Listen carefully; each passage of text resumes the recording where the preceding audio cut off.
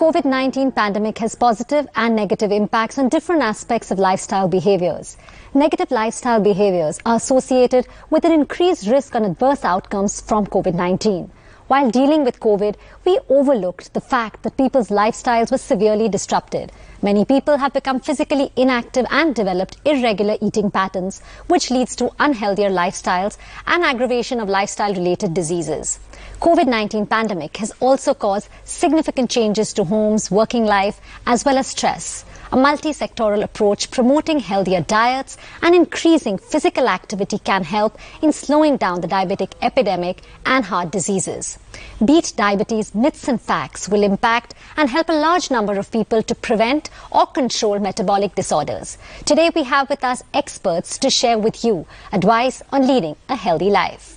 Let me introduce the guest to you. We have with us Dr. Archana Sarda, MD Medicine, Consultant Diabetologist, Sarda Center for Diabetes and Self-Care, Aurangabad, Dr. Y. Sadasiva Rao, MBBS, Diploma Diabetology, Senior Consultant Diabetologist, Yalamanchi Hospitals and Research Center Private Limited, Vijayawada, and Dr. Sudheer Saxena, MBBS, MD, Internal Medicine, DM Cardiology, Senior Director and Head of Department of Cardiology, Max Super Speciality Hospital, Mohali, Punjab.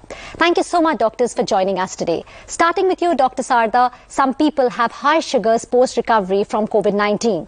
This can be particularly concerning for people with diabetes. What are the symptoms and warning signs that one should watch out for after recovering from COVID-19? Are these different for people with type 1 and type 2 diabetes? That's really a good question, because what we observed after the COVID pandemic with the treatment, the stress of the entire infection, as you mentioned, the lifestyle, the sugars really shoot up and their requirement of drugs is actually more, medicine is more. And sometimes they do not recognize it, and as a result, they can land into trouble. So the symptoms are very typical of what would be with a very high sugar, which is increased thirst, lot of hunger, frequent urination, especially weight loss or failure to gain weight, which would usually be seen after recovery, which after they go home and they are recovering. But however, what is very important is there may not be a symptom at all. So it's very, very important that people with diabetes post-pandemic, post-corona treatment must monitor their sugar very frequently. They can have little infections which could be telltale signs like a genital infection or a skin infection or a urinary tract infection, but it may not be there. So check your sugars, whether you're type 1 or type 2, it's no different. More monitoring and early call of action when the sugars are high. That is the key. Okay, so more monitoring and screening so that there's an early diagnosis. Dr. Rao, COVID-19 patients with type 1 diabetes can be harder to treat due to fluctuations in blood glucose levels and the presence of diabetes complications. What care should type 1 diabetes people take post-COVID-19? Yeah, right now, after COVID, the blood sugars levels are going up in type 1 diabetes and even in type 2 also. Especially in type 2, the usage of steroids and all these matter, but in type 1, because of it affects on the beta cells also, there is an increase in the glycemic levels. And one thing is, few studies are there to suggest that the increase in the glycemic levels are due to, one thing is lack of exercise and already anxiety on the part of the these children, and certainly they are not going to school. As a result, what is happening is no physical activity and also no interaction with the peers. So these are all the causes that are increasing the blood sugars or glycemic levels in type 1 diabetes. And so one of the most important thing is that all the diabetics, whether it be type 1 or type 2, should be vaccinated against pneumonia and influenza. And they should also be told about the importance of good hand hygiene and also avoid touching their faces and also observing appropriate social distancing in order to prevent the spread of or rise of the infection. So I think two key points. One is, of course, vaccination, and the other one is to maintain COVID protocols along, so that, and of course, screening, like we'd spoken earlier. Dr. Saxena, due to COVID-19, many chronic health conditions have been aggravated. Is there a particular type of cardiovascular disease that has been aggravated by COVID-19 the most?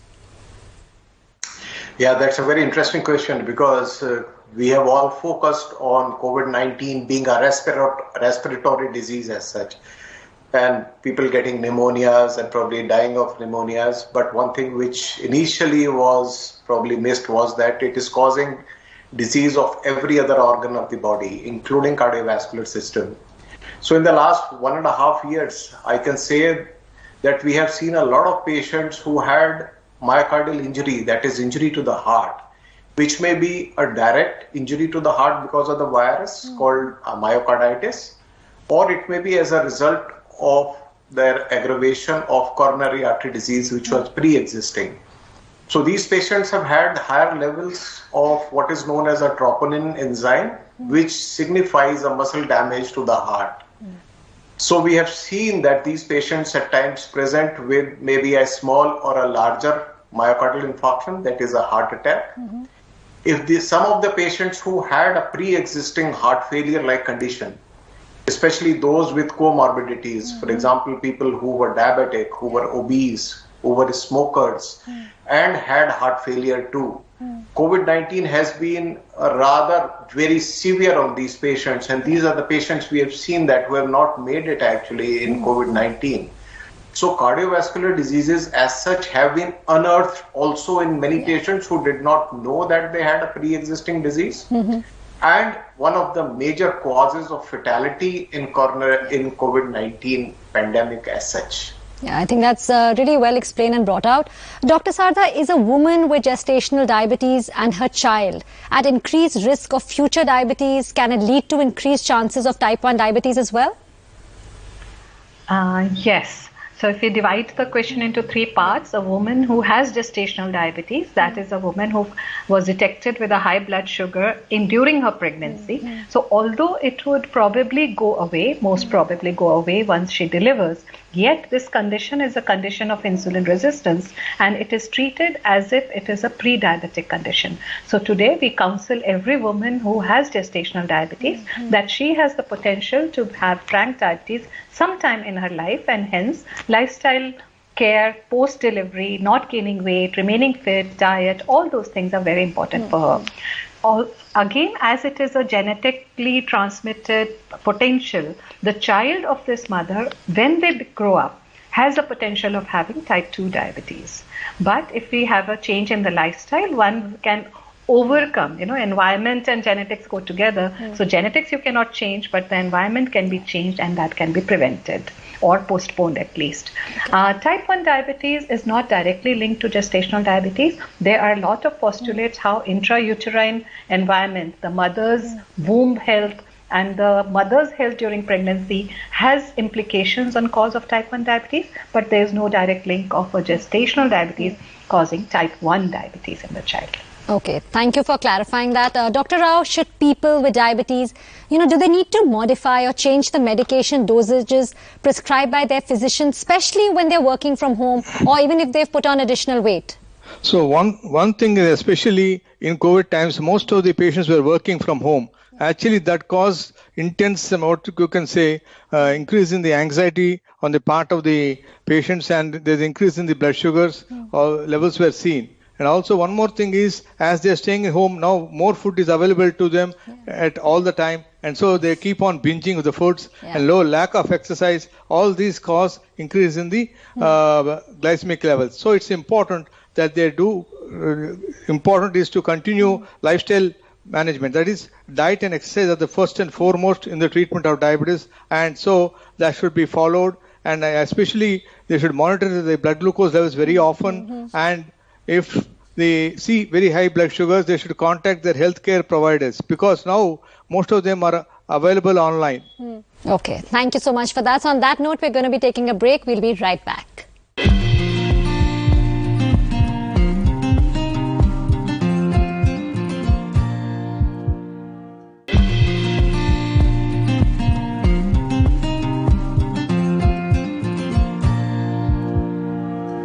Welcome back. You're watching Beat Diabetes Myths and Facts. Dr. Saxena, one of the most frightening myths about heart attacks is that they will kill you. What is the truth? What are the chances of survival after a heart attack? I think people call it a myth. I don't call it a myth, because heart attacks do kill people actually. People do not die of headaches and backaches. They die because of heart attacks. So I think everybody should be aware of this fact that heart attack is number one killer all over the world. What is more important is that we have to understand what are the causes of survival in a heart attack or a fatality in a heart attack. It's a multifactorial thing. I mean, not everybody from heart attack is going to die. It's going to depend on various factors such as whether the patient is young or old. For example, young patients have a higher fatality rates. Then there could be a pre-existing disease. The person may be having a heart attack previously also and has a heart which is functioning at a lesser capacity. These people do not survive another heart attack. Whether the symptoms of heart attack have been identified in time or not, at times we see that many of the patients just keep complaining of dyspepsia or a gas-like symptoms and they do not seek a medical advice till such a time that it's very late. And fourth and foremost, whether the person gets a first aid in the time and is there a nearby hospital which can take care of the patient who is suffering from a heart attack. So it's a multifactorial thing which decides whether the person is going to survive or not. Under ideal scenarios, for example, in the Western world or in many of the urban cities of our country, for example, metros or even cities like Chandigarh where I live, the rate from dying of the chances of dying from heart attack should not be more than 10%. 90% people should survive. Unfortunately, in our country, we do not have too much of data. 65% of the population still lives in the urban areas, which still do not have good healthcare facilities. So we actually do not know how many people die. There is one report which says that in India, only about 75% of the people survive the first heart attack. Dr. Sarda, is blood sugar control sufficient for the effective management of diabetes? If not, what other factors should be controlled? I think long back, the only focus used to be blood sugar level, and that is why probably we had such bad outcomes in the past and there's such a fear about diabetes complications. So blood sugar level is one of the factors only, and it comes together with lots of comorbidities and factors which influence health. So blood sugar has to be monitored, of course, but again, blood pressure has to be monitored. The lipid profile has to be monitored. Thyroid has to be screened for, and weight is a very important factor. Of course, when we are monitoring, we are also monitoring the diet, the exercise, the sleep, because these are factors. Addictions such as tobacco, all these would come in lifestyle, but medical monitoring of blood pressure, lipid profiles, and thyroid and blood sugar level and weight go hand in hand. They should be screened for, even if a patient says, I don't have sugar, I don't have BP, or I don't have cholesterol, but unless you check at a regular level, because it can come at a later stage, they all go hand in hand. So all these factors need to be monitored.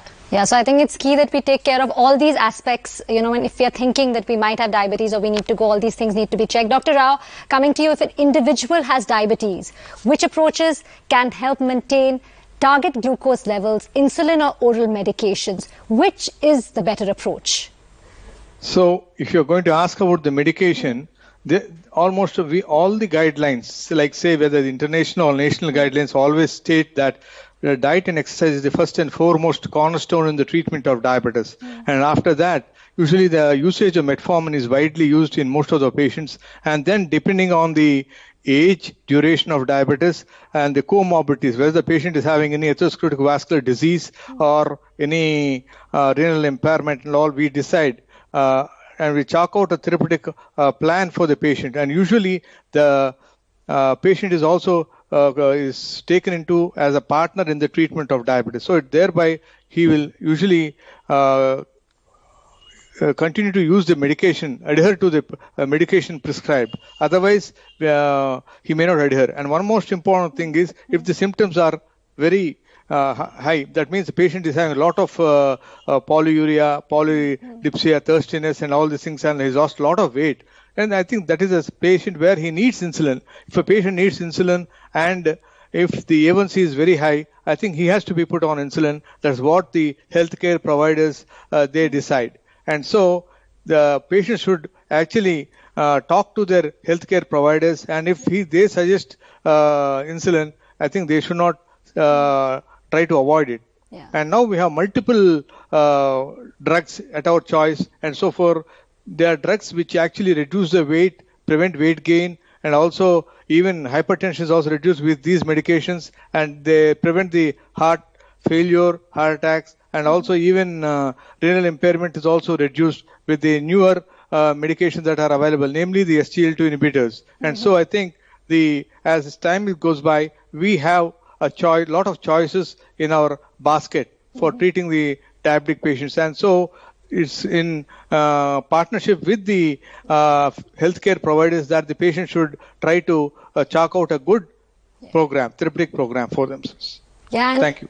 Yeah, no, and I think what you just said, along with medication, not self-medicating, visiting your physician, also keeping a balance, maintaining a good healthy lifestyle. Dr. Saxena, tell us how important is it to manage hypertension to reduce the risk of heart disease? What advice can you share for better management of hypertension? Because we see that a lot of people are, we say they're hypertensive nowadays. This is the problem with any of the chronic diseases, especially hypertension. Yeah. People do not give or attach a lot of importance to hypertension because it is a silent killer. Yeah. Most people will not have any symptoms because of hypertension till it damages their major organs like heart or brain or kidneys or eyes. At that point of time, when people come to us, they say, we did not have high blood pressure, thoda sa zyada rehta tha. That sort of a thing. That is an attitude which has to change. People have to realize that hypertension is one of the major risk factors for coronary artery disease, that is heart attacks. Not only this, it causes enlargement of the heart. It causes arrhythmias which can lead to stroke and so many other malfunction of the organs, including kidney damage. So many patients who come for renal transplant have suffered kidney damage because of high blood pressure. So it is to be realized by the people at large that hypertension is not a simple disease and we need to control it. And let's face it, it's a lifestyle disease. Till you control your lifestyle better, no amount of medication is going to help you. Okay. So if you are obese, cut down your weight. If you are taking a lot of salt, cut down on the salt. Have salt substitutes in form of a potassium chloride salt. Eat more vegetables and fruits which are rich in potassium. For example, citrus fruits or banana, etc. Exercise regularly. Sleep well. Avoid any sleep deprivation. Stop alcohol. Alcohol is the worst enemy of hypertension. And of course, if you are on medication, then do follow the medication and take it rigorously. Even when your blood pressure is under control, don't stop the medication just because your blood pressure has been controlled well because of medication. These are things which go a long way to prevent a lot of cardiovascular, renal and strokes. Let us not forget, high blood pressure is #1 cause of strokes in the world.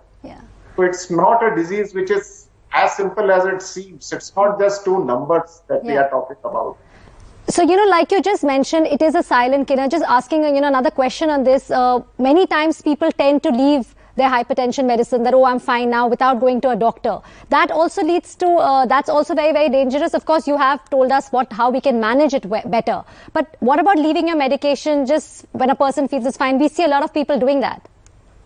So this is a very big problem. What happens is when the patient comes to us with high blood pressure, we give them medication. After a couple of days, once it is controlled and the patient is feeling absolutely fine, they tend to reduce the dose or they stop it totally by themselves, thinking that ye lag jayegi medicine. This is the term which is used, which is absolutely not acceptable. They have to understand that their blood pressure has been controlled with medication, whether it is one medicine, two medicines or three medicines. Whatever it takes, it is important to control the blood pressure rather than counting the number of medicines that a person is taking. Yeah. I think that is key. Many times I think what you just said, people are scared we'll get addicted to this medicine, but rather we need to treat that disease. Thank you so much, Dr. Saxena, Dr. Rao and Dr. Sarda for joining us today and sharing all this with us. Thank you so much.